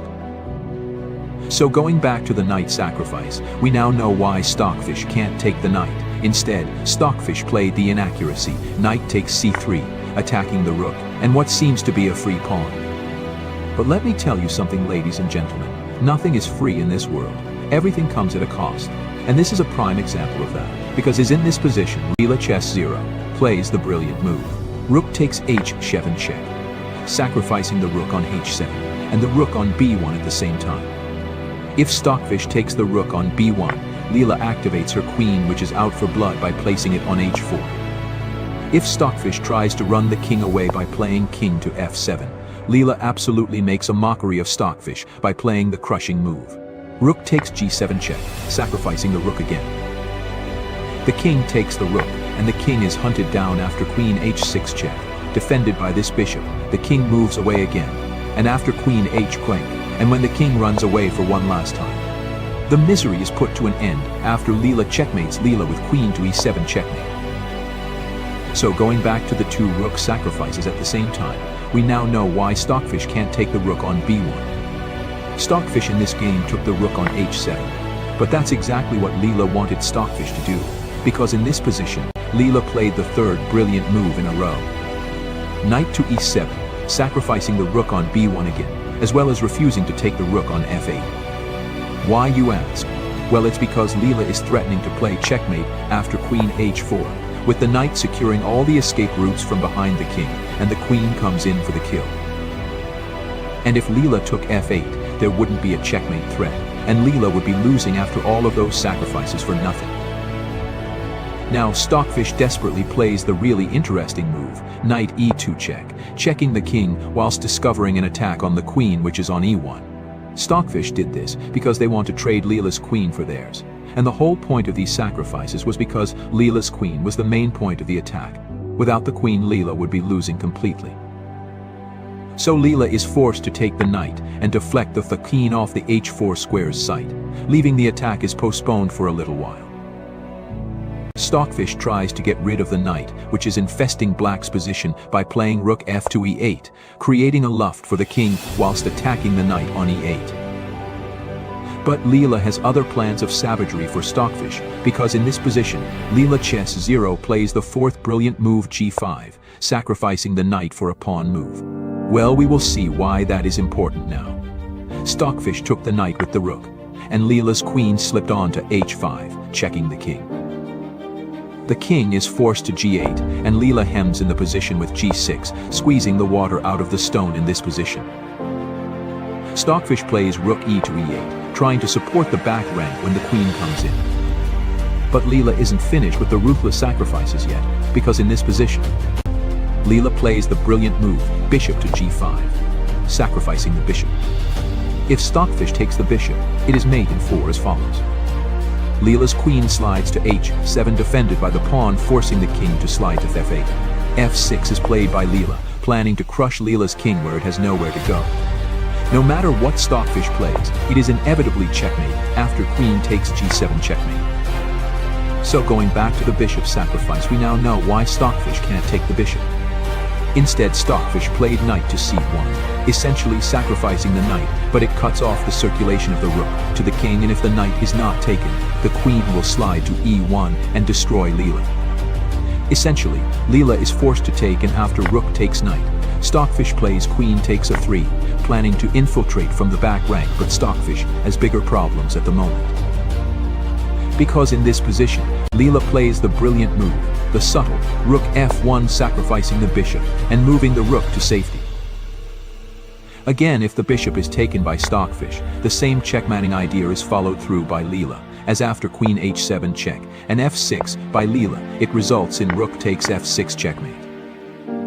So going back to the bishop sacrifice after rook f1, we now know that the bishop is poisoned and Stockfish can't take it.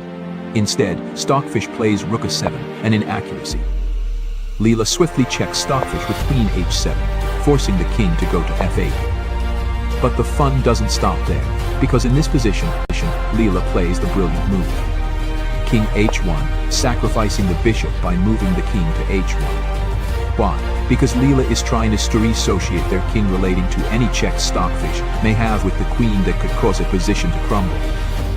You see, in chess games you have to balance offense with defense. If you go all out, you may leave gaps in your position where the opposition could counterattack and you can lose. So sometimes, the best defense is the best offense. Just make sure that you don't get bank rank mated. Yes, you. I know you just got bank rank this morning, don't lie now. Anyways, after king h1, Stockfish played bishop to c6, getting the rook on a8, to defend the 7th rank, slightly suppressing any infiltration from Leela. Leela plays d5, attacking the bishop, and Stockfish thinks they are Leela and tries to sacrifice the bishop by playing c3. But it's not good because Leela can retreat their bishop from the sacrificial outpost and stab Stockfish from the other side. Now, as I said before, at this high level, engines never blunder at all, only if they miscalculate the position, but surprisingly, Stockfish played another magnificent blunder of rook e to a8, creating an Alekine's gun along the a-file, completely abandoning the king's defense. But Stockfish has two passed pawns and Stockfish is really trying to create some counterplay, but it just isn't working, because Leela has a really interesting move now. Because Leela plays bishop b6, a really good move which is really hard to find.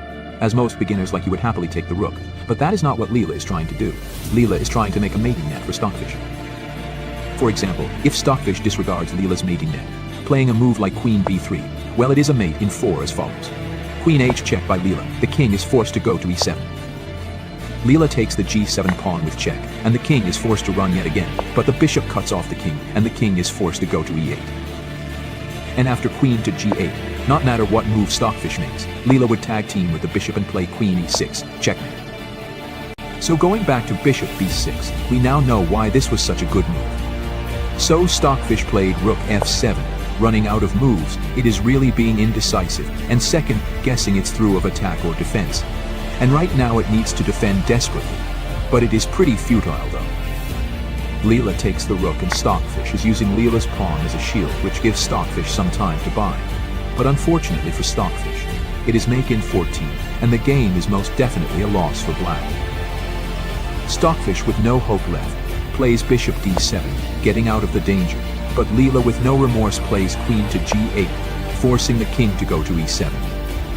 Leela takes the g7 pawn and Stockfish desperately stops Leela from queening by playing rook f8. But Leela's rampage isn't over because in this position, Stockfish plays the brilliant move. Bishop d8, sacrificing the bishop. The king takes the bishop, and Leela takes the last line of defense that stops the second queen from reigning, and Stockfish's king migrates to c7, trying to evade the worst to come. Leela moves their queen to e7, pinning the bishop to the king, so another, and one of the last of Stockfish's pieces is immobilized. Stockfish puts their queen on a8, stopping Leela from queening. But we now see a really funny spectacle, because in this position, Leela humiliates Stockfish by playing pawn f8, promote to a rook, insulting Stockfish at its finest. It's really cool to see engines have a sense of humor. Stockfish takes the rook with the queen, and it's at mate in 9. Leela takes the queen, and Stockfish, trying to put Leela off, starts marching their two passed pawns, hoping to create some trouble. Leela, undeterred from their objective, plays rook a1, adamant on their end goal. Stockfish plays c2, really striving for a glimmer of hope, but Leela is relentless and plays queen to e7, pinning the bishop to the king again. Stockfish plays b3, on the verge of getting some queens and overthrowing Leela, but Leela doesn't let up and plays bishop f1. A really interesting move. Even if Stockfish queens, it is using the bishop as a barrier so Stockfish can't get any tempos on Leela with queens and win. 2 is played by Stockfish with both of Stockfish's pawns one move away from turning into a queen, But in this position, Leela Chess 0 plays the brilliant move. Rook A8, letting Stockfish get a queen, but it doesn't matter which pawn Stockfish queens with. It ends up with a checkmate for white as after Queen D8 check, the king is forced to go to B7. And the Leela ends Stockfish's misery once and for all by playing Queen B.8. Checkmate. No matter what we breed, we still are made of greed. This is my kingdom come. This is my kingdom come. When you rule my heart, look into my eyes. It's where my demons hide. It's where my demons hide. Don't choose songs I wish all inside. It's where my demons hide. It's where my demons hide. No matter what we breed, we still are made of greed. This is my kingdom come. This is my kingdom come. When you rule my heart, look into my eyes. It's where my demons hide. It's where my demons hide. Don't choose songs I wish all inside. It's where my demons hide. It's where my demons hide. Greed. This is my kingdom come. This is my kingdom come. When you rule my heart, look into my eyes. It's where my demons hide.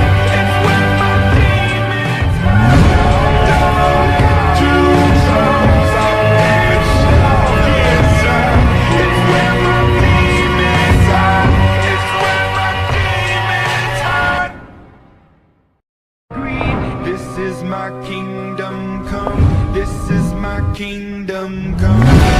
When you rule my heart, look into my eyes. It's where my demons hide. It's where my demons hide. Don't choose songs I wish all inside. It's where my demons hide. It's where my demons hide.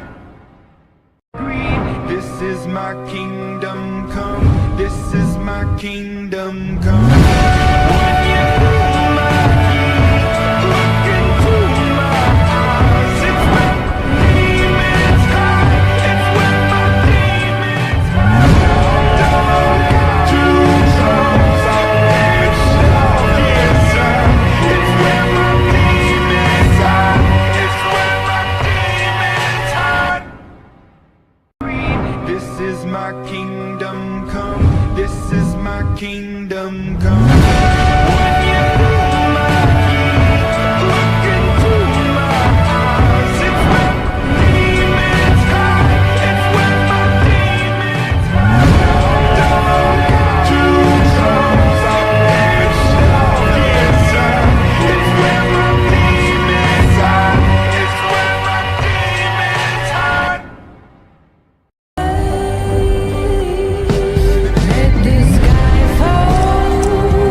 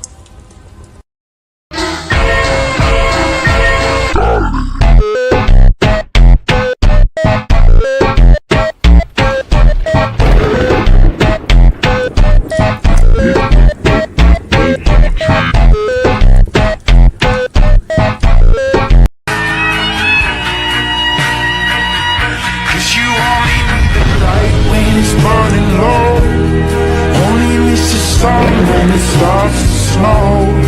Only know you love her when you let her go.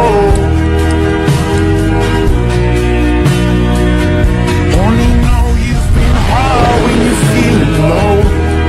Only hate the road when you're missing home. Only know you love her when you let her go.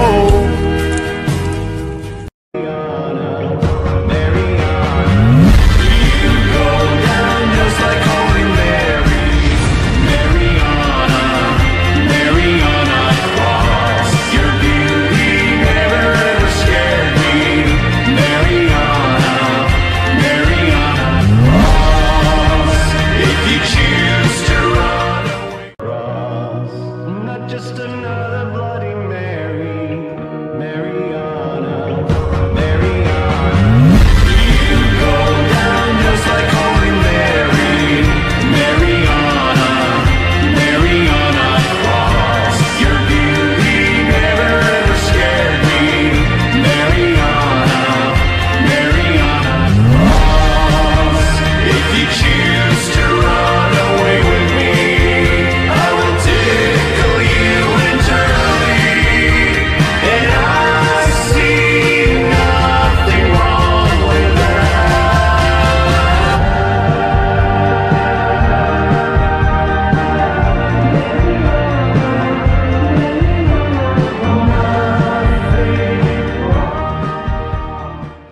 cross. Not just another Bloody Mary, Mariana, Mariana. You go down just like Holy Mary, Mariana, Mariana Cross. Your beauty never ever scared me, Mariana, Mariana Cross. If you choose to run away with me, cross. Not just another Bloody Mary.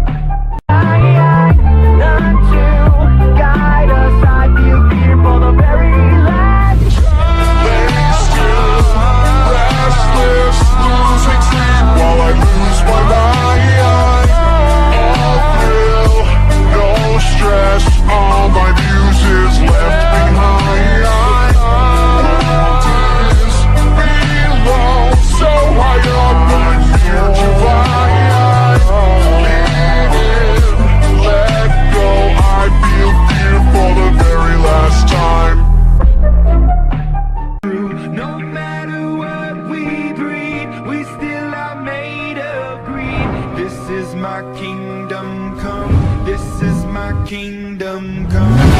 When you hold my hand, look into my eyes, it's where my demons hide, it's where my demons hide. Don't have to close up this love inside, it's where my demons hide, it's where my demons hide. 하늘은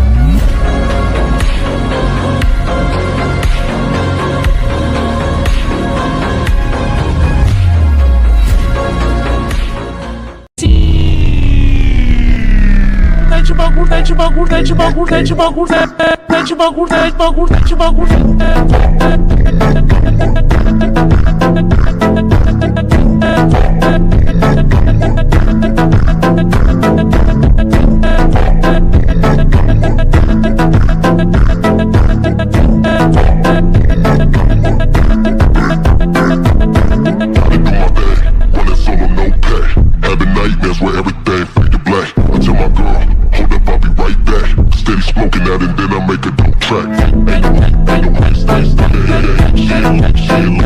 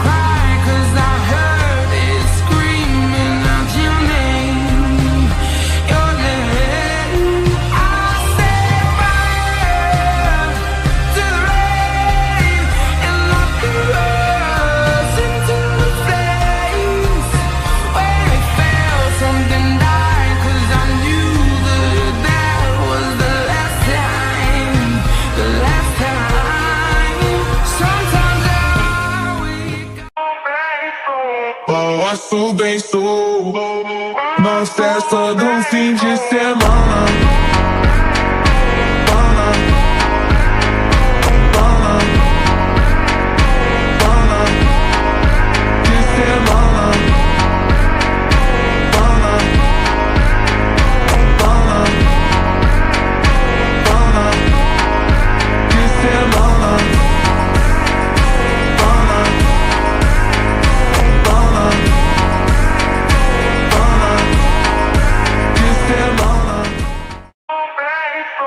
Balanço bem sou na festa do fim de semana.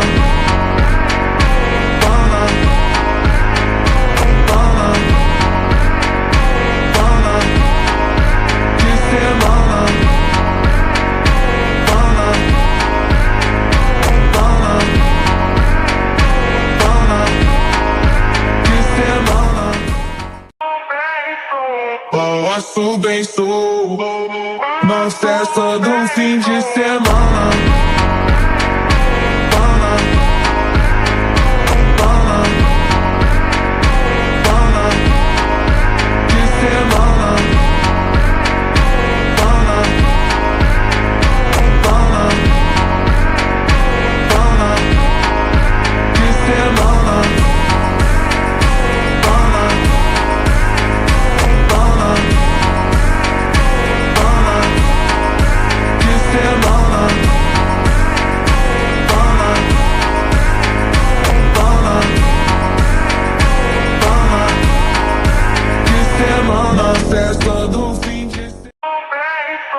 Balanço bem sou na festa do fim de semana.